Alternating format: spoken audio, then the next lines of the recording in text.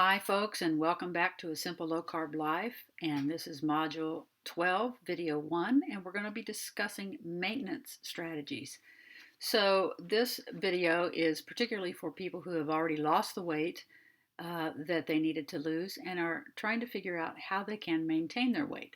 So, if you're still in the throes of weight loss, you can certainly look at this video and see what's ahead for you. But this video is primarily a strategy for people who are trying to maintain weight and not continuing to lose. So that's the disclaimer for this.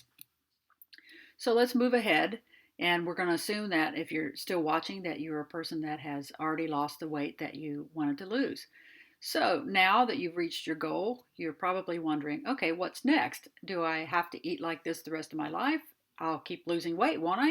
Well, let's take a look. First off, you need to realize that maintenance is the most vulnerable period of your weight loss journey, and that is true for any type of weight loss. There are many ways that people can lose weight, not all of them healthy, but once you've lost the weight, people are the most vulnerable, and most people gain the weight back because they do not have a viable strategy to keep the weight off. And there are a few reasons why that happens. Number one, you're just not as vigilant as you were before. In a lot of diets, you're actually being tortured, tortured the entire time that you're on the diet. Well, in this way of eating, it's certainly not torturous. You're not hungry, you're not craving, and most people find it easy. But once you are no longer counting and tracking and measuring, you're not as vigilant, and you can develop carb creep, as it's sometimes called, where your carbohydrates start to inch back up, portions start to inch back up, and you start again reintroducing foods that you haven't eaten for a while. You also might be feeling some relief that the weight loss phase is over with, and frankly, old habits die hard, and these old dietary habits start to creep back into your daily life again. And before you know it, you're up 20 pounds. So, how do you keep from regaining the weight all over again? What can you do? Well, we're going to go over some specific strategies about how to add foods one at a time so that you will not continue to lose weight. And we're going to add a food and then study and see what happens over the course of a week.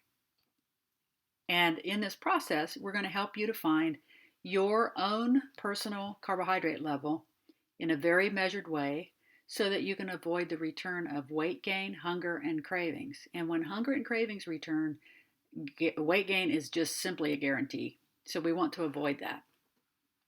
We also are going to instruct you on how to add more dietary fat to your diet so that you can maintain your weight and not continue to drop. So let's talk about some strategies of how to do that. First off, let's look at what we're going to do with your protein amount.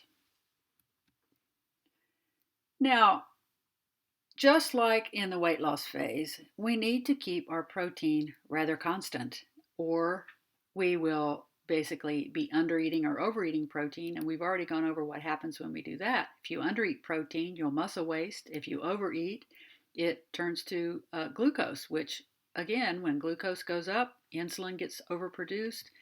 Insulin is a fat storage hormone, so you basically store extra glucose as fatty acids, and it gets locked down and can't be used. So we want to keep our protein relatively constant. So simply, we keep doing with our proteins what we've been doing before. And again, we're using the very simple method.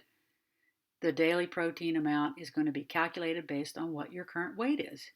So if you're now at 200 pounds or less, or 91 kilograms or less, you're going to be averaging 100 grams of protein a day still.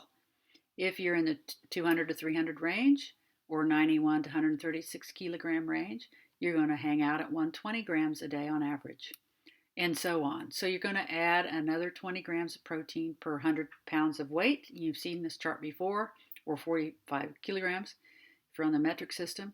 Or if you're exercising vigorously, which you may be doing now that you're in maintenance, and you've worked your exercise to the point where you're adding more and more and where you should be at around 30 minutes a day, that's vigorous, you're going to need to add 20 grams of protein a day to repair your muscle tissue and to avoid muscle loss. So let's say you weigh 200 pounds and you're at 100 grams a day. So if you're a vigorous exerciser, you're going to bump up to 120 grams a day to make that clear. All right, so now we've got the proteins in hand, so we know that we're really not going to change that. So what are we going to do with our carbohydrate amount? Do you have to eat 30 grams or less of carbohydrates for the rest of your life? Well, we're going to find out. The cold, hard truth is if you return to eating high carbohydrate foods again, you will gain back every single pound that you lost plus more. So the fact is, you cannot return to eating 500, 600, 700, 800 grams of net carbs a day, or all of the health problems you had before will return and all of that weight will come marching back. So, what amount are you going to eat that's somewhere between 30 grams a day and 600 grams a day? Well, how do we figure that out? So, there is a way that we're going to help you to find your own personal carbohydrate level, and everyone has their own level. So, it's impossible to say, well, Jane Doe, you can have 50 grams a day, and Johnny, you can have 80 grams a day by just looking at someone. How we figure this out is your body has become insulin resistant to some degree, which has caused you to gain weight in the first place. In other words, your body's has not been cranking out enough insulin to deal with all of the sugar load that you've placed on it. So everyone's metabolism is different. So now we're going to find carefully the level that you can tolerate of carbohydrates. And before we even get into this, I would say that for most people who have gained weight in their lifetime to a significant degree to the point that you're actually buying this program and going through weight loss, most people are not going to tolerate more than 60 to 75 grams of carbohydrates a day. Some might tolerate more, some might tolerate less, but that is the average for most people. And if you eat more than that, you're most likely going to gain weight, have hunger and cravings come back. So it's really important for us to find what your personal carbohydrate level is. So, how in the world do I do that? You may be asking yourself. Well, first off, just realize it's not necessary to increase your carbohydrate level at all. If you're comfortable with your carbohydrate level and you're not feeling hunger or cravings, you don't ever have to have it go up. In order to keep from continuing to lose weight, there is something that you will need to do if you keep your carb level the same and your protein level the same.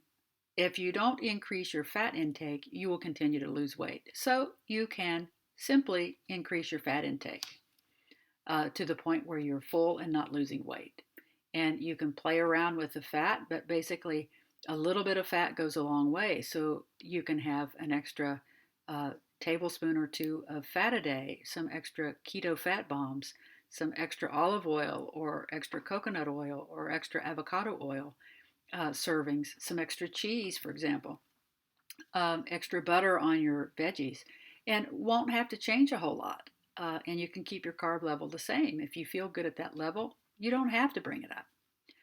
If you do choose to increase your carb level, what is really important to do is to increase it very, very slowly so that we do not get the pancreas over secreting insulin and get you back in the shape that you were in before you started your diet. So, what I would suggest that you do is whatever level you're at, if you're at 30 grams a day and you've been losing weight like we have suggested, then bring in the first week your carb level up to 35 grams a week and aim for that target. And monitor very closely how you feel while you're doing that. Are you hungry? Are you craving? Are you fantasizing about carbs? If you are, then that's too many carbs for you. So bring it up to 35 grams of net carbs. Wait a week and see what happens. And really watch yourself closely. Check your weight, check your measurements, Assess how your clothes and your jewelry are fitting at the end of that first week to see if you're water retaining, and really closely monitor more than anything else for signs of cravings, hunger, or the desire to eat more and more carbs. And I would still keep your total carbs intake at any one time less than 10 to 15 grams. Because if you go more than 15 grams, you are very likely to have your blood sugar go up, which will create hunger again. So still keep that low. So if you're going to be adding just 5 grams of net carbs a day, well, what can you add to your diet that will do that you're not currently having?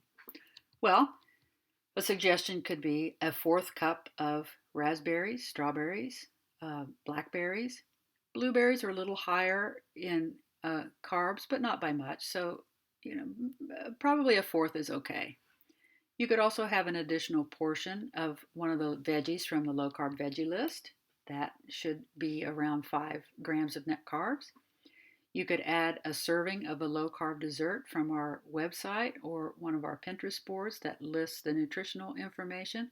Most of those low carb cookies or cakes or desserts, if they're made with almond meal at least, have usually somewhere between 3 to 5 grams of net carbs per serving. Add one of those a day. You could add a fourth a cup of beans a day and see how that goes, or a fourth a cup of nuts or seeds. But again, beware with nuts and seeds that they don't become a trigger for you to overeat them. Now, that being said, this list of things you could add, that does not mean that you can have all of those things at once. You need to add only one new food at a time, and only one of those in any given day. So don't use this as license to really slam yourself with carbohydrates, or you're going to be right back where you were. So if you added a fourth cup of berries, an extra veggie, a serving of a low carb dessert, a fourth cup of legumes, and a fourth cup of nuts and seeds, you've probably increased your carbs by 25 or 30 right there. So in one day. So you will be hungry. So please don't do that. We need to take little baby steps to get us into a maintenance mode. So try with 5 grams of net carbs in that first week. If this strategy does not create cravings, hunger, or cause you to gain weight or inches and you still feel really good, you're not having fantasies about eating carbs, then in the second week, now that you're at 35 grams, increase it to 40 grams for a whole week and see what happens. Again, you need to monitor very, very closely for any cravings, any significant hunger, any weight gain during that week. You want to continue in this pattern and add another 5 grams for a whole another week from 40 to 45, from 45 to 50, and so on until one of two things happens. Until you reach 75 grams, which I would say would be the upper limit for anyone who has gained enough weight to be on this program. You want to stop there.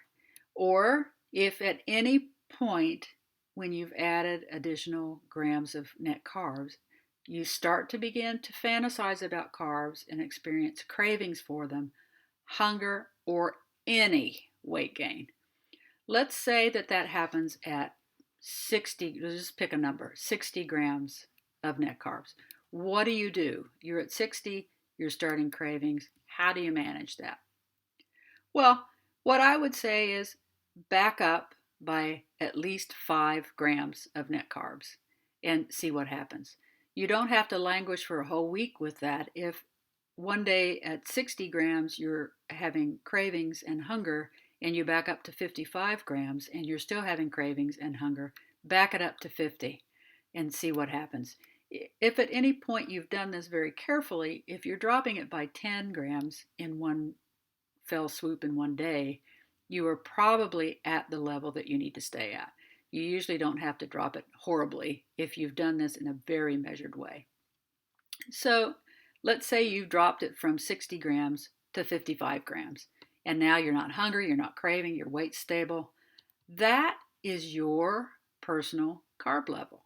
So, what your personal carb level means is, on average, that is the maximum amount of carbs that you should have in any one day to avoid hunger, cravings, and weight gain. Now, you want to remember, these are your pearls. Increase your net carbohydrate amount slowly, slowly, slowly. No more than 5 grams of net carbs increase for any given week. From what your prior baseline was. So again, if you have gone up to 40, then you go up to 45 and stay at 45 a day that whole week, and before you go up to 50. You want to do this very slowly. Most importantly, you want to monitor very closely for any cravings, fantasies about carbs, hunger, or weight gain. If at any point you develop hunger, cravings, or carb fantasies and they start to begin, or if you're gaining weight, again, back off by at least 5 grams of net carbs. Now, congratulations, you have just completed the first phase of what to do in maintenance. Now, we're going to get in more detail about how you can manage having some carbs that are higher once in a while. So, we're going to move on to video 2 once you've taken a little break, and we'll talk about that. We'll see you in the next video.